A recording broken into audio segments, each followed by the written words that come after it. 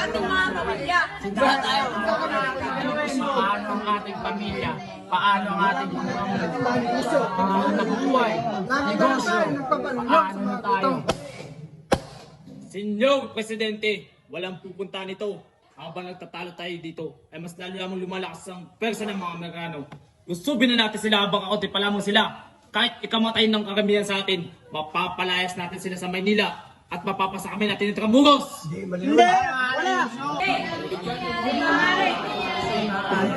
Hawak natin ating bayan. Meron tayong 4,000 katao. 3,000 lamang ang mga Amerikano. Madali natin sila mapapalayas sa bayan natin.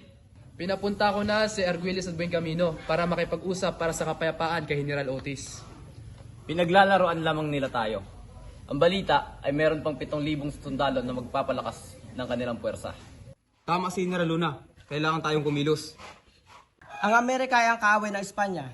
Ang kaaway ng ating kaaway ay aking kakaibiganin. Kinalaban ng Amerika ang Espanya sa Cuba. Sinakop ba nila ang Cuba? Hindi. Tinulungan pa ng mga Cubanyos na palisin ng mga Espanyol. Wala tayong rason na hindi nila gagawin sa atin. Kapayapaan ang dapat pinapairan. Kung Espanya talaga ang kalaban ng mga Amerikano, bakit hindi sila magkaisa sa atin? Bakit pinipigilan na tayong pumasok sa Intramuros? Ako ay sumasang-ayon, kapatero. Pabor ako sa kapayapaan. Bulag! Sa halip na nandito ka ngayon nakaupo, nandun sana tayo sa labas, nangangalap ng armas, humuhukay ng trenchera, tinuturuan ng mga kababayang Pilipino pagkalumaban. Huwag kayong maniwala sa matatamis na salita ng mga Amerikano. Walang puwang ang bulag sa kabineting ito. Paano ang ating mga negosyo? Kapag nakipaglaban kami, babagsak ang ekonomiya. Paano namin mapapakain ang aming mga pamilya? Negosyo o kalayaan, bayan o sarili, pumili ka! Kilala kita! Dati kang kasali sa gobyerno sibil ng Kastila at nang mga libang Espanya ay lumipat ka agad ng bakod at ngayon tayo naman nanganganib, makikisipin ka sa bandila ng Amerika. Tumigil ka! Lahat tayo may sariling interes. Tao lang din tayo. Bakit? Paano yung nasisikmukan pag-usapan ng negosyo kung malipin tayo sa sarili ting bayan? Mahal ko rin ang ating bayan. Di hadas. Sa ngayon, kakampi natin Amerika. Nangako sila sa akin sa Hong Kong. Gagawin ng Amerika ang lahat. Maunahan nila ang mga bansang may pagnanais sa Pilipinas. Maghintay na lang tayo sa Treaty of Paris. May delegado ba tayo sa Paris? O kahit tagapagmasid man lamang. Para kayong mga berhen na naniniwala sa pag-ibig sa puta!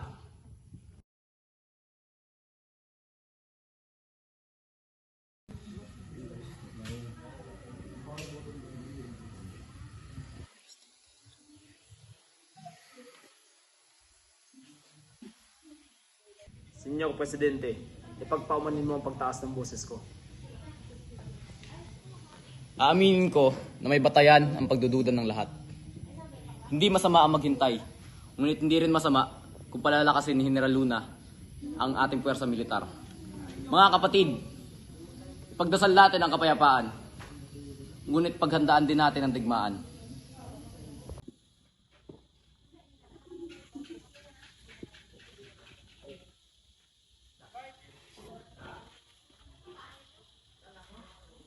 Mga Ginoo, pinaputukan ng mga Amerikano ating matawan sa Santa Mesa. Nilusob na rin nila ang San Juan, Paco, Pandacan at iba pang karatig bayan. Nagkasunduan na rin sila sa mga Espanyol sa loob ng Intramuros.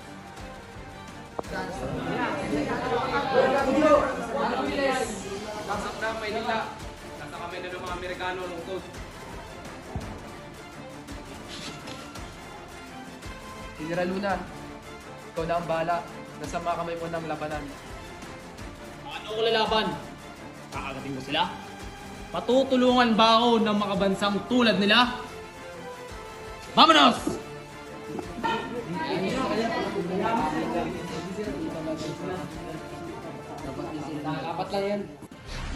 America is destined for better deeds. It is our unparalleled glory that we have no reminiscences of battlefields, but in defense of humanity, of the oppressed of all nations, of the rights of conscience, the rights of personal enfranchisement. Our annals describe no scenes of horrid carnage where men were led on by hundreds of thousands to slay one another. nor have the American people ever suffered themselves to be led on by wicked ambition to spread desolation far and wide that a human being might be placed on a seat of supremacy. We are the nation of human progress, and who will, what can, set limits to our onward march. It is surely the manifest destiny of the United States to lead in the attempt to make this spirit prevail. Ayusin niyo mo mga yan! Sipay niyo na maayos! Wala! Ayusin niyo! Pagin niyo na maayos!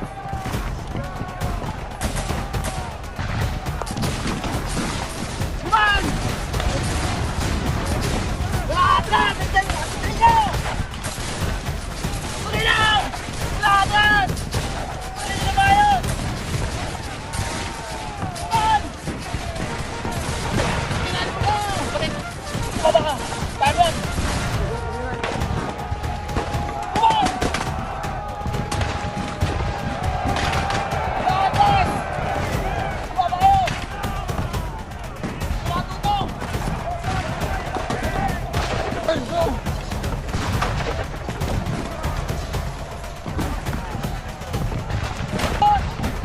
Kailangan namin ng mga gagamot dito!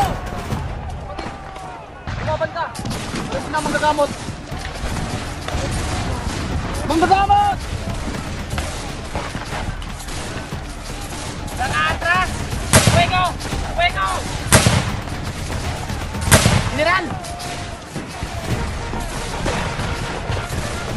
Kuman! Paglaan namin tayo sa Cavite. Sabihin mo kay Kapitan yung dito.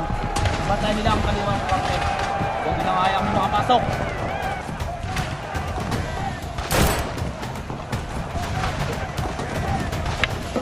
Hoy! Kaliwag! Saan pumunta? Pumunta dito! Mas matapang pa mga babae sa inyo! Hoy! Bumalik kayo dito! General! Mas maganda sana kung mas marami pang buwan sa paligid natin. Nagbinsahin na kita ako sa kabit. Saan sila dito? Naku po! Tuloy na ang pagputok!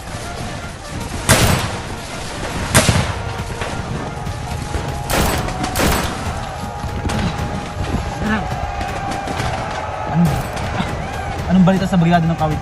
Ayos sunod ng brigada ng Kawit. Ayon kay Kapitan Hanolino, wala doon sila ng balita galit sa Presidente. Diyos Marcon! Tignan niyo ako!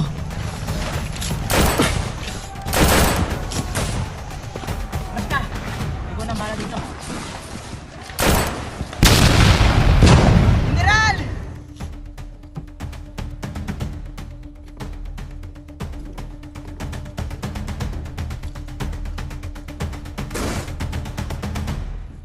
General, Magandang hapon, Kapitan. Nakakaintindi ka naman ng Tagalog o Espanyol, hindi ba? Opo. Iputang ina mo! Bakit hindi mo sinunod ang utos ko? Kay Senior Presidente lang ako. Sunod ng utos.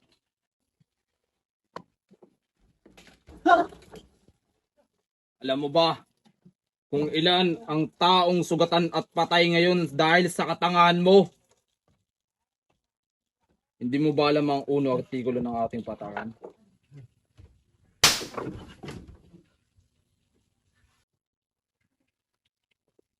Artikulo 1. Ang hindi sumunod sa utos ng punong general ng digmaan ay tatanggalan ng ranggo at ipapapatay ng walang paglilitis sa husgado militar.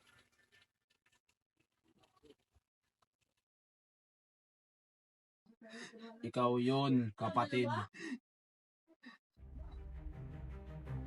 Pinayaan niya ang kapitan ko sa harap ng mga tauhan niya. Sabi niyo, Sr. Presidente, kayo lang ang aming susundin. Hindi na natin kayang mawalan pa ng tao. Kaya mo, Tomas. Ibabalik ko ang kanilang mga ranggo.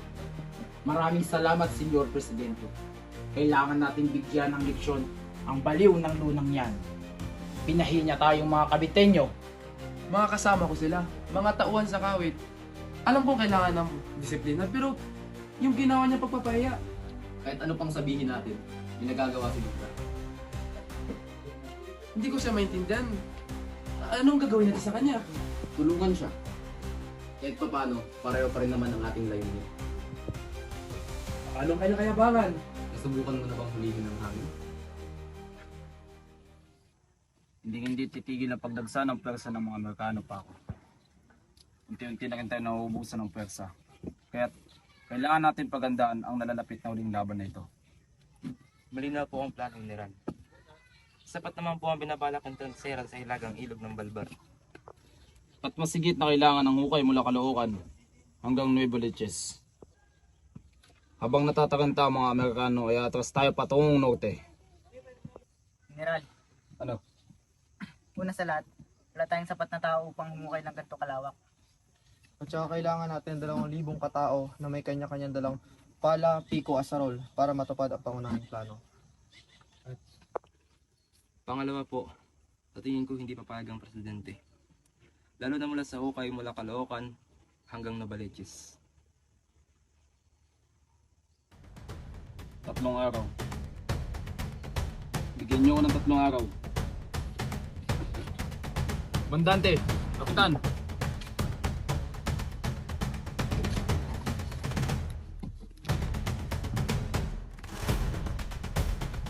Manay! No!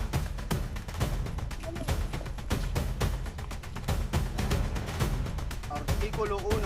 Ang hindi sumunod sa utos ng punong general ng digmaan ay tatanggalan ng ranggo at ipapapatay ng walang paglilitis sa husgado militar. Tingnan natin kung sino matapang sa tawan natin.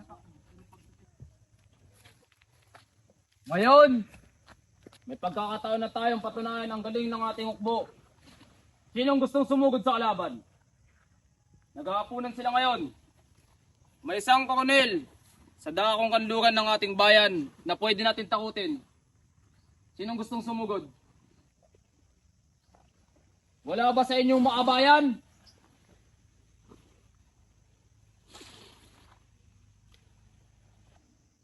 Wala ba sa inyong nagnanasang iaalay ang kanyang buhay para sa Pilipinas?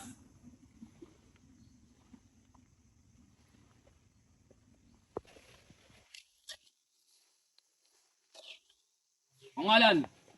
Siya po, general.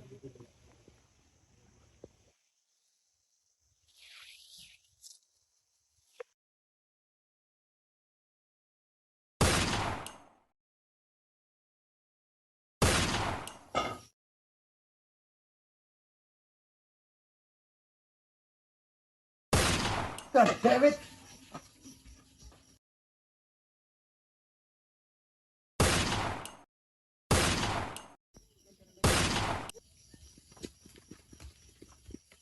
Find out where it came from! Yes, sir!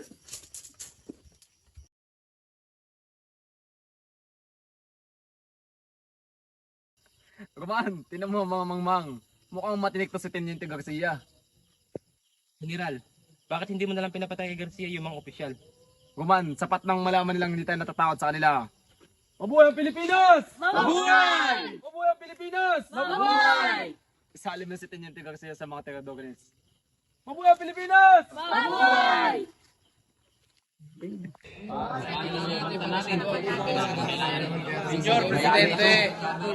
Senyor Presidente, nais makipag-usap ng Sherman Commission tungkol sa mga kondisyon. Anong kondisyon? Walang kondisyon. Bakit may kondisyon sa ganyan? Hayaan natin siya magpaliwanag. Nais nilang isulong ang autonomiya para sa Pilipinas na gawin itong protektoral sa ilalim ng Amerika. Ataksilan! Ayon sa saligang batas ng Pilipinas, nasa mga Pilipino lamang ang soberenya. Traidor ka sa pagbumungkahi ng aneksasyon. Di ko naman iminumungkahi. Binabalita ko lang. Paano nyo nakukuha ang pagkatiwalaan ng taong tulad nito? Dati siyang kasabwat ang Espanya. Kung may ganito tayo sa pangkat, di na natin kailangan ng kaaway. Ang Amerika ang pinakamalakas na bansa sa buong mundo. Mapapalawak natin ang ating ekonomiya kung makikipagkalakal tayo sa kanila. Hanggang kailan tayo makikipaglaban? Ang dami nang namamatay. Wala tayong sapat na pera, kagamitan, armas. Hindi sa lakas ng loob. Buo ang tiwala ng mga tawan ko. Kahit si Dr. Jose Rizal. Nasisikmura ba ng gabineteng ito ang ganitong kataksilan? Tinatawag mo ba akong traidor? At duwag! Minsan ko nang nakasama ang anak mo sa labanan. At iniwan niyang namamatay ang kanyang mga kasamahan. Wala akong anak na duwag. At kailanman, di mo nakasama ang anak ko sa labanan. Kaya wala kang karapatang laitin ang pamilya ko, Antonio. Hindi pang lalait ang totoo. Talagang nasalain niyo ang pagiging duwag at traidor. Pagkapareho lang kayo ng kapatid mong Tiwan. Kung nasa Pilipinas lang siya, binitay na siya dahil sa pagpatay niya sa kanyang asawa. Kaya totoo rin ang pangalan niyo. Luna! Lunatico!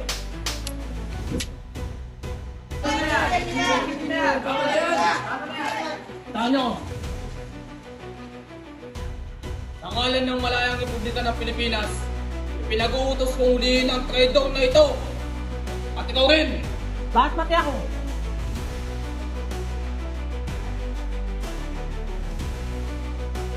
Nasa kapangyarihan niya naman ito. Kapitan, Komandante, Aristeo Subel, Camino.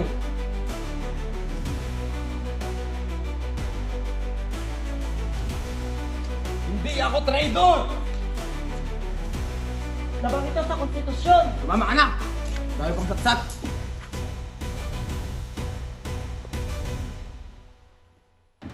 Kung magiging isang bansa man tayo, kailangan natin ng isang radikal na pagbabago. Mga kapatid, mayroon tayong isang mas malaking kaaway kaysa sa mga Amerikano. Ang ating sarili. Sapat na po ang hanay natin sa tatlong kampo. Ito sa Bagbag, sa Pulilan, at sa hanay ni Miguyo sa Kinga. Pero kinakailangan pa po natin ng dagdag na kawal.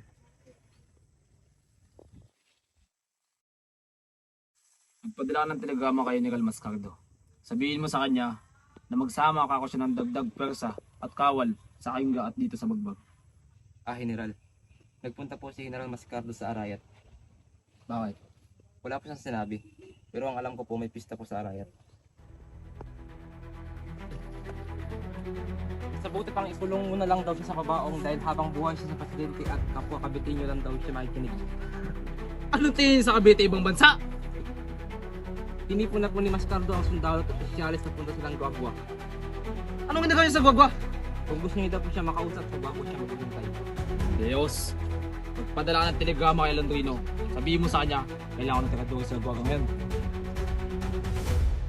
At magdala na rin tayo ng kabaong.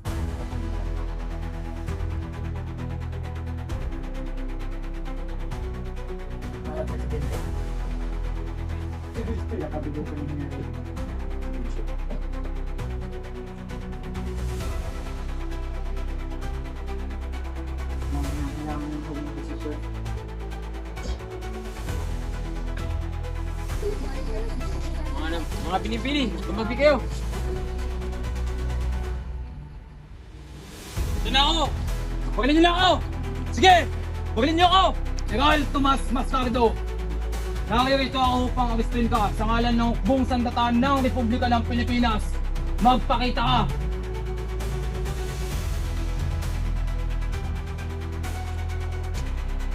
Magandang gabi. Magandang gabi rin. Umaasa akong susuko ka ng mapayapa. Sinabi ko naman sa'yo, kung gusto mo akong ipakulong, magdala ka ng kabaw.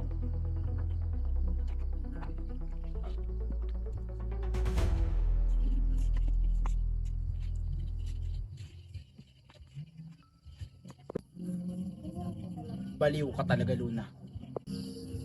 Napapaligiran ka ng mga alagad ko. Ilan ba kayo? 15? 20? Tomas, ikaw lang ang kailangan namin pakilin at eto ka sa harap ko. Tandaan, pag-isipan mong mabuti ang mga gagawin mo. Alam nyo na ang gagawin nyo. Kayang-kaya natin ubusin.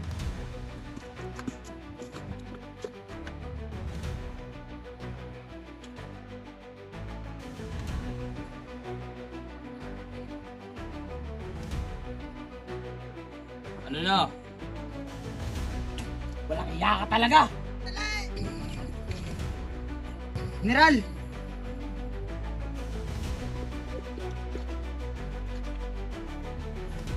General Tomas Mascardo, sa utos ni Presidente Emilio Aguinaldo, ikaw ay pinapadakip.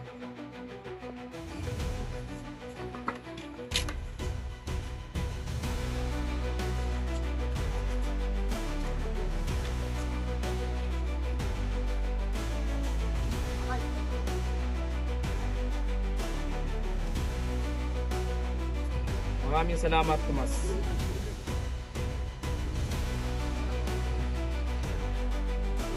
Mabuti lang ako sa dumating ka. General, nag-abot ng pangunta ko. Masama akong balita. Lulusob na lang mga Amerikano ang bubuk nila. Nanganib na ang ating dalawang kampo. Hindi napigilan ni Luna ang pag-abante ng mga kalaban. Kailangan natin humingi ng tigil putukan para makipag-usap sa mga Amerikano. Sabihin na nating marami ang mawawala sa atin. Pero alam niyo ba kung gaano kalaki ang ginagastos ng Amerika sa giyera na ito?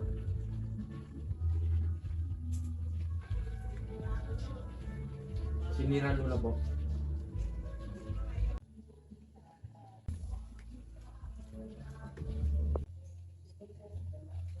Napakabilis lamang pala ng 24 oras na pagkakabilang ko.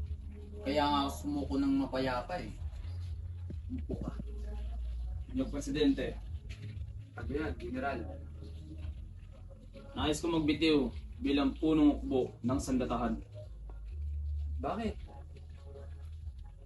Mukhang malabong matupad ang tungkulin ko sa sitwasyong ito. Lalo pat nalaman kong nakawala na ang mga taksil na si Ben Camino at Paterno. Kagalang-galang sila mga mamayan.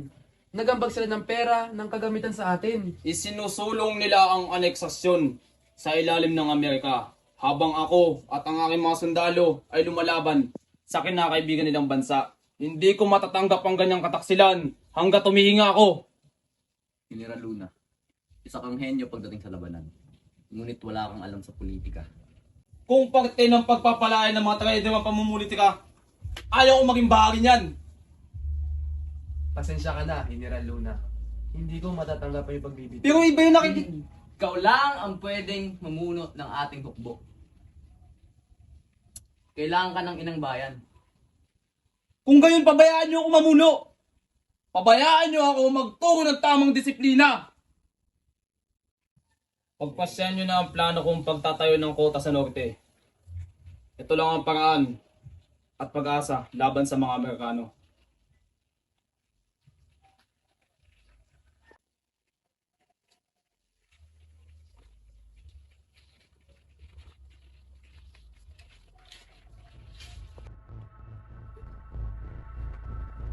Anong masasabi niyo kay Luna?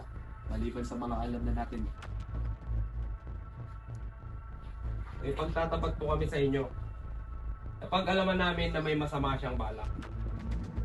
Naganap ito kamakailan. Nag-init ang ulo ni General Luna sa lahat ng tao sa plaza.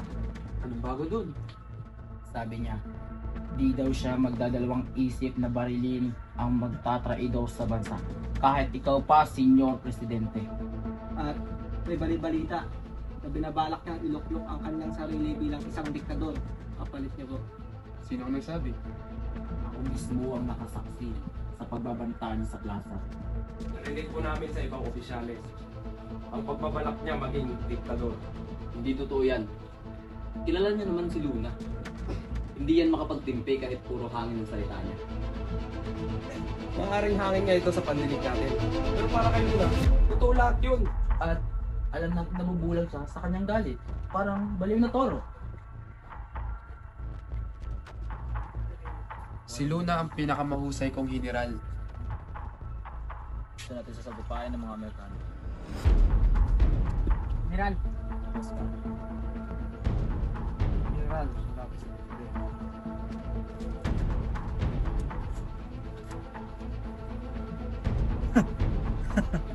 Mga Ginoo, may maganda tayong balita. Tatayo ng bagong kabinet ng Presidente at iimbita niya ako pupunta sa Kamalatuan upang pabuluhan ito. May nangyayari na.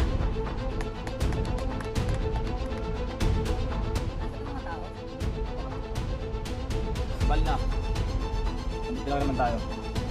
Magpahinga muna kayo. Antayin niyo lang ako dito.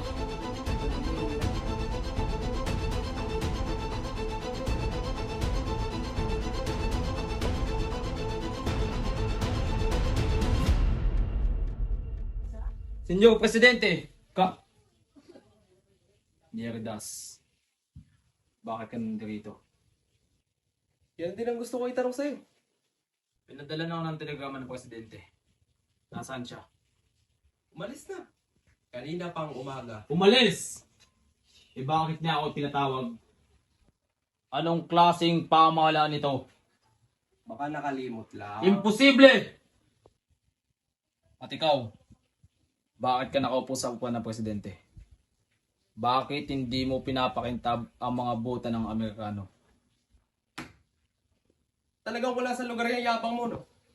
Akala mo ba ikaw lang may malasakit sa bayan? Sa kwartong ito ako lang. Mahal ko ang Pilipinas. Pero hindi sapat para lumaban o mamatay para sa kanya. Kung may dangal ka lang, hinamon na sana kita sa duelo. Subukan mo, di ako atras. Punong-puno na ako sa mga makikas ngayon.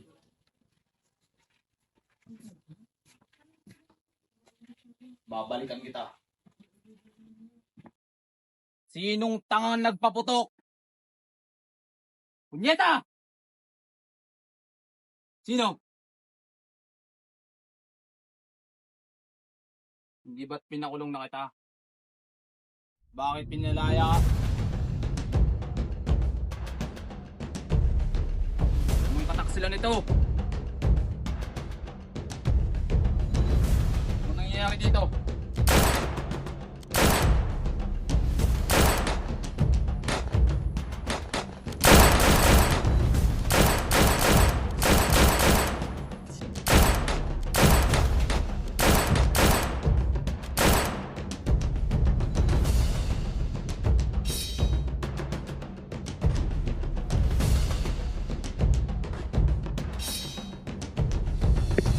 Raidog!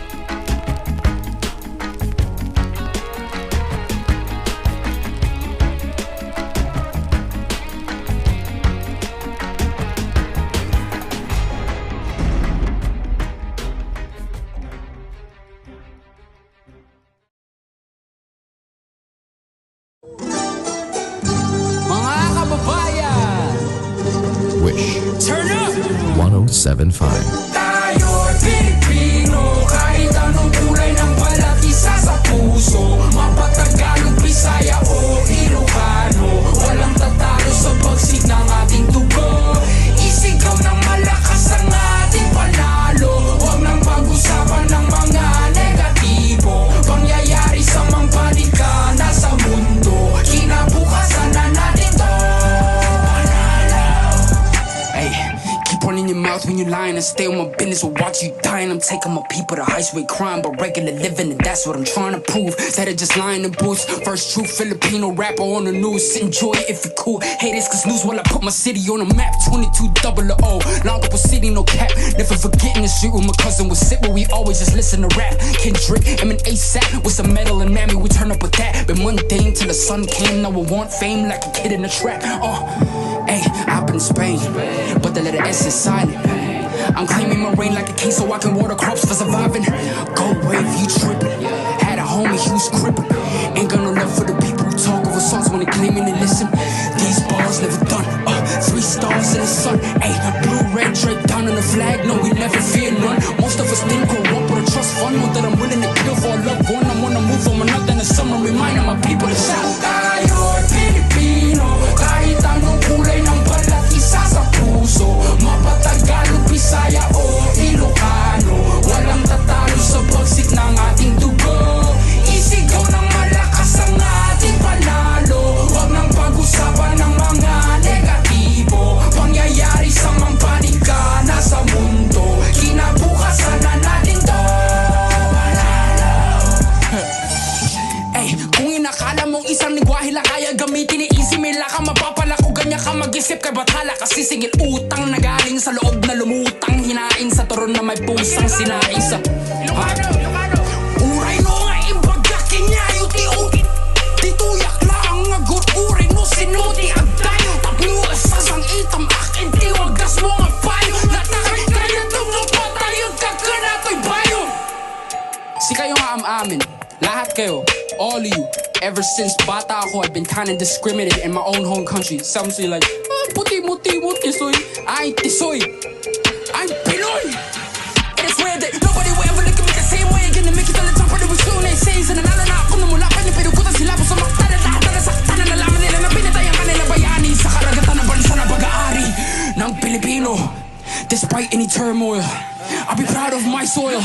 Bakit? Kasi tayo'y Pilipino, kahit anong kulay ng balat, isa sa puso. Mapatagalog, Bisaya o Ilocano, walang tatalo sa bagsik ng ating dugo. Isigaw ng malakas ang ating panalo, huwag nang pag-usapan ng mga negatibo.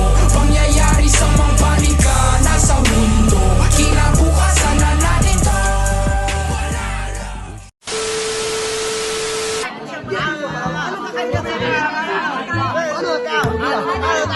Meron tayong 4,000 katao. 3,000 lamang ang mga Amerikano. Madali natin sila mapapala sa bayan natin. Sana Ang Amerika ay kalaban ng Espanyol. A few moments later. A few inches later. Kaaway ng ating kaaway ay aking 2 hours later. ating kaaway ay aking kaibig.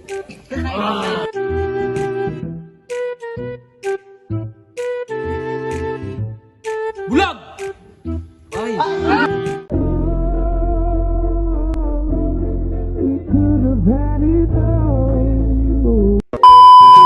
Paano na ating mga negosyo? Kapag nakipaglaban kami, babagsak ang ekonomiya. Paano ang ating mga negosyo? Kapag nakipaglaban kami, babagsak ang ekonomiya.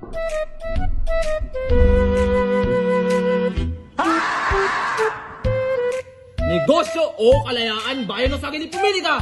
Kilala kita! Dati kang kasali sa gobyerno sibil ng Kastila at ng mga libang Espanya, lumipat ka agad ng bakod at ngayon tayo naman ang mga ngalib, makikisipin ka sa bandila ng Amerika! Magtigil ka! Oh my God! Wow! Cut! Kuman, tingnan mo mamang-mang. Mukhang matilik to si Teniente Garcia.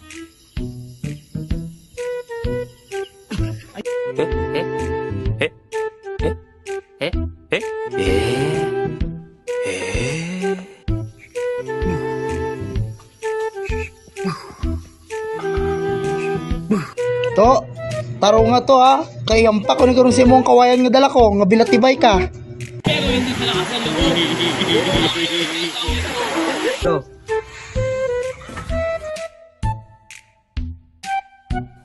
go.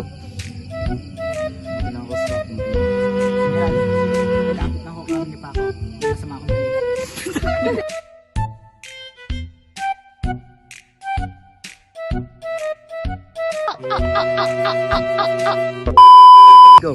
Sandali!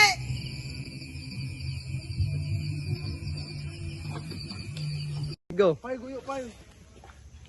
Yeah.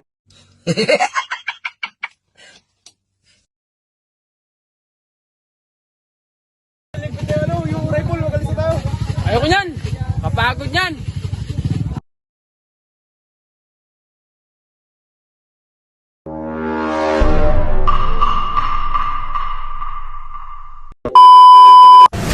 Sabagsak!